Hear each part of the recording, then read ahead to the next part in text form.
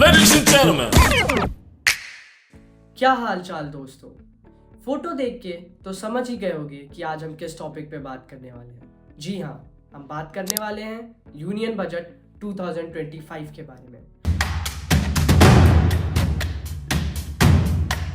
और आज हम समझेंगे कि इसका आपकी जेब, बिजनेस और देश की इकोनॉमी पर क्या असर पड़ा और टैक्स पॉलिसीज में क्या नए नए अमेंडमेंट हुए और कौन सी चीज़ें महंगी और कौन सी चीज़ें सस्ती हुई। तो अगर आप बिजनेस, फाइनेंस, इकोनॉमी और लेटेस्ट ट्रेंड से जुड़े हुए अपडेट चाहते हैं तो ब्रोक इकोनॉमी को फॉलो करना मत भूलना। तो चलिए शुरू करते हैं। दोस्तों, हाल ही में 1 फरवरी को हमारी फाइनेंस मिनिस्टर निर्मला सीतारमण जी ने यूनियन बजट प्रेजेंट किया। ये budget economic growth, tax relief और इंफ्रास्ट्रक्चर डेवलपमेंट पर फोकस करता है। इस बार का बजट मिडिल क्लास, फार्मर्स और स्टार्टअप के लिए काफी इंपॉर्टेंट है। लेकिन सबसे बड़ा सवाल, क्या ये बजट आम आदमी के लिए फायदे का सौदा है या नए टैक्सेस का झटका? आइए जानते हैं। तो सबसे पहली और सबसे बड़ी बात, इनकम टैक्स। इस बार गवर्नमेंट ने टैक्स एग्जम्पशन लिमिट को 7 लाख से बढ़ाकर 12 लाख कर दिया है। यानी अगर आपकी इनकम 12 लाख है तो आपको कोई भी टैक्स नहीं देना पड़ेगा। Yes, you heard right. I am now happy to announce that there will be no income tax payable up to income of 12 lakh rupees. 2025 के नए टैक्स स्लैब कुछ इस तरीके से हैं। आप वीडियो पॉज करके इन्हें देख सकते हैं। बट जैसा कि आप नया टैक्स स्लैब देख सकते हैं, इसमें तो लिखा है 4 से 8 लाख तक 5% और 8 से 12 लाख तक 10% टैक्स रेट है। तो ये क्यों बोला जा रहा है कि 12 लाख तक कोई टैक्स नहीं? आइए समझते हैं। पहले 0 से 3 लाख पर कोई टैक्स नहीं था, अब 4 लाख तक कोई टैक्स नहीं है। पहले 5 से 7 लाख पर 5% टैक्स था, लेकिन अब 4 से 8 लाख पर 5% टैक्स है।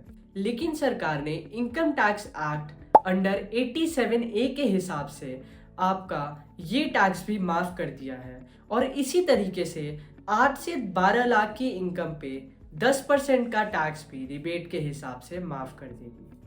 और रिबेट एक तरीके से टैक्स पे छूट या कैशबैक की तरह होता है जो गवर्नमेंट टैक्स पेयर्स को एज अ रिलीफ देती है। So let's understand this with an example. Suppose एक पर्सन है अतुल, जिसकी सैलरी 12 लाख पर एनम है। तो उसे नए टैक्स रिजीम के हिसाब से कितना टैक्स भरना पड़ेगा? 0 से 4 लाख पे नील टैक्स, 4 से 8 लाख पे 5% ऑफ 4 लाख विच इज 20,000, 8 से 12 लाख पे 10% of 4 lakh which is 40,000. So the total tax will be 40 plus 20,000 equals to 60,000. Here comes the rebate. Atul के 12 लाख के इनकम पे 60,000 का रिबेट सब्सट्रैक्ट हो जाएगा, तो टेक्निकली अतुल को 0 टैक्स देना होगा। इसलिए बोला जा रहा है कि आपको 12 लाख तक टैक्स नहीं देना होगा। अब बात करते हैं स्टैंडर्ड डिडक्शन की, जो बढ़ाकर 75,000 कर दिया गया है, जिससे मिडिल क्लास टैक्स पेयर को काफ़ी रिलीफ मिला है। और अगर आप एक सैलरीड पर्सन हैं तो आपके लिए 12,75,000 तक की इनकम टैक्स फ्री है, जिसमें 12 लाख तक आपको नॉर्मल टैक्स रिलीफ मिलता है और 75,000 के एक्स्ट्रा स्टैंडर्ड डिडक्शन के बेनिफिट भी मिलते हैं। लेकिन याद रखना, ये सिर्फ सैलरीड पर्सन के लिए है। अगर आप ये सेम इनकम बिजनेस या कैपिटल गेन से अर्न करते हो तो फिर 12 लाख का अमाउंट एक्सीड करते ही आपको नॉर्मल टैक्स स्लैब्स के हिसाब से टैक्स भरना पड़ेगा। तो आपके मन में सवाल आ रहा होगा कि स्टैंडर्ड डिडक्शन होता क्या है। मैं आपको बताऊंगा कि स्टैंडर्ड डिडक्शन क्या होता है। तो इसका बेसिक पर्पस है कि लोगों के बेसिक एक्सपेंसेस को ध्यान में रखते हुए उनको टैक्स कैलकुलेशन में थोड़ा रिलीफ मिले। तो बात यहीं तक नहीं है, there is something called cess. तो cess is tax on tax, which is levied by government to promote health and education. Education पे जो सेस चार्ज होता है उससे स्टूडेंट्स के मिड डे मील के लिए यूज़ होते हैं, और जो गवर्नमेंट एम्प्लॉय हैं गवर्नमेंट स्कूल्स एंड कॉलेजेस में उनको सैलरी देने के लिए यूज़ होता है। फॉर एग्जांपल, अगर आपकी इनकम 1000 है और टैक्स 300 है तो सेस 300 रुपये का 4% होगा, यानी कि 12 रुपये। Let's take a example of Kaushal, जिसकी सैलरी 30 लाख है। उसे 30 लाख पे टैक्स देना है, but after subtracting 75,000 which is standard deduction, तो टोटल टैक्सेबल अमाउंट है 29,25,000। तो फिर से वही 0 to 4 तक no tax, 4 to 8 lakh which is 5% of 4 lakh equals to 20,000। 8 से 12 लाख पे 10% of 4 lakh which is 40,000, and 12 lakh से 16 लाख पे 15% of 4 lakh which is 60,000, and 16 to 20 lakh पे 20% of 4 lakh which is 80,000, and 20 lakh से 24 लाख पे 25% of 4 lakh which is 1 lakh, and 24 से 29.25 लाख पे 30% of 5.25 lakh which is 1,57,500. So the total tax will sum up to 4,57,500, जिसमें 4% का सेस और ऐड होगा, जिसका अमाउंट है 18,300। तो कौशल का फाइनल टैक्स पेबल होता है 4,75,800। और इसी के साथ आप देख सकते हैं डिफरेंट इनकम्स पे आपको कितना बेनिफिट होगा। अगर आपकी एनुअल सैलरी 8 लाख तक है तो आपके 30,000 बचेंगे, 9 लाख पे 40,000 और 10 लाख पे 50,000 बचेंगे, और अगर आपकी इनकम 25 लाख है तो आप 1,10,000 तक बचा सकते हैं। ये तो बात हो गई इनकम टैक्स की। अब बात करते हैं इंपॉर्टेंट चीज, यानी क्या महंगा और क्या सस्ता होने वाला है। महंगे होने वाले आइटम्स, पहला गोल्ड एंड सिल्वर, क्योंकि इस पर कस्टम ड्यूटी इंक्रीज हो जाएगी। दूसरा इंपोर्टेड इलेक्ट्रॉनिक्स जैसे high end mobile phones and laptops. तीसरा अल्कोहल एंड सिगरेट्स, इस पर एक्साइज ड्यूटी बढ़ जाएगी। चौथा luxury cars and imported EVs. Last international travels and airfares. सस्ते होने वाले आइटम्स भी कुछ इस प्रकार हैं। पहला made in India mobile phones और इलेक्ट्रॉनिक्स। दूसरा एलईडी टीवीज के ओपन सेल्स। तीसरा health care and generic medicine. चौथा होम लोन इंटरेस्ट रेट पर भी रिलीफ मिलेगा। लास्ट रिन्यूएबल एनर्जी इक्विपमेंट और इलेक्ट्रिक व्हीकल बैटरीज। ये सारी चीजें सस्ती होने वाली हैं। तो अगर आप नया फोन या गाड़ी लेने का प्लान कर रहे हैं तो बजट के बाद एक बार प्राइस चेक करना मत भूलना। अब बात करते हैं किसानों और गांव के विकास के बारे में।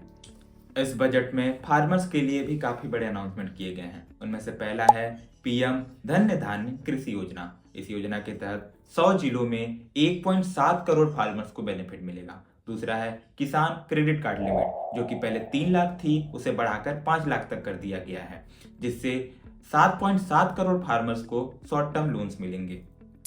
तीसरा है pulses and cottage production mission. India को सेल्फ सफिशिएंट बनाने के लिए नए प्रोजेक्ट्स लॉन्च किए गए हैं। सरकार ने 6 साल के लिए मिशन फॉर आत्मनिर्भरता इन पल्सेस लॉन्च करने का फैसला किया है, जिसमें तूर, उड़द और मसूर दाल पर विशेष ध्यान दिया जाएगा। इस मिशन के तहत नाफेड और एनसीसीएफ अगले 4 साल तक इन दालों को किसानों से खरीदेंगे। So the fourth point is makhana board in Bihar. Bihar में मखाना उत्पादन को बढ़ावा देने के लिए सरकार ने एक मखाना बोर्ड स्थापित करने का फैसला किया है, जिसमें फार्मर्स को ट्रेनिंग और समर्थन प्रदान किया जाएगा। Last but not least, information और रूरल डेवलपमेंट के लिए 1.5 लाख करोड़ अलोकेट हुए हैं।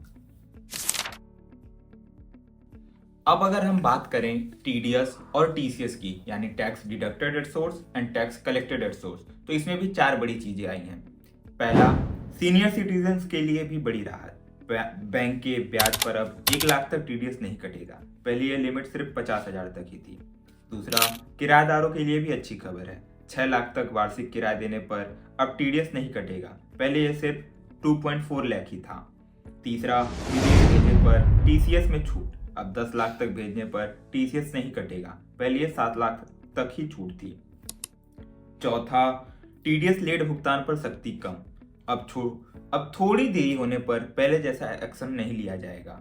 इन नए चेंजेस से आम आदमी, बिजनेसमैन और किराएदारों को काफी राहत मिलेगी।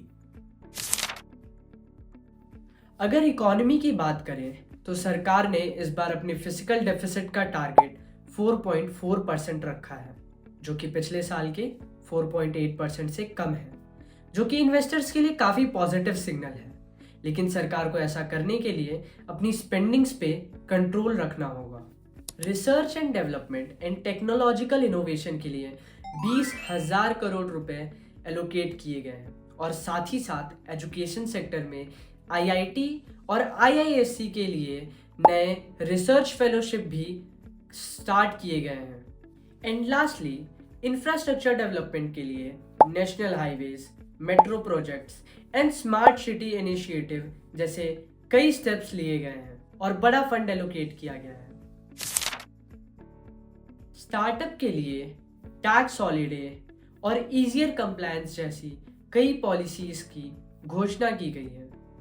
तो टैक्स हॉलीडे का मतलब है कि स्टार्टअप्स को 3 साल तक के लिए इनकम टैक्स में छूट दी जाएगी, ताकि उससे वो अपना बिजनेस ग्रो कर सकें और उनका फाइनेंशियल बर्डन कम हो।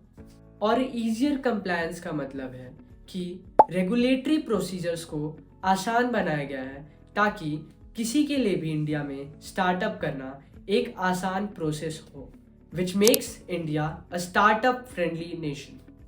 अब बात करते हैं क्रेडिट गारंटी स्कीम के बारे में, जिसमें माइक्रो स्मॉल एंटरप्राइजेस के लिए क्रेडिट गारंटी कवर को 5 करोड़ से बढ़ाकर 10 करोड़ कर दिया गया है, जिससे उन्हें क्रेडिट मिलने में आसानी होगी।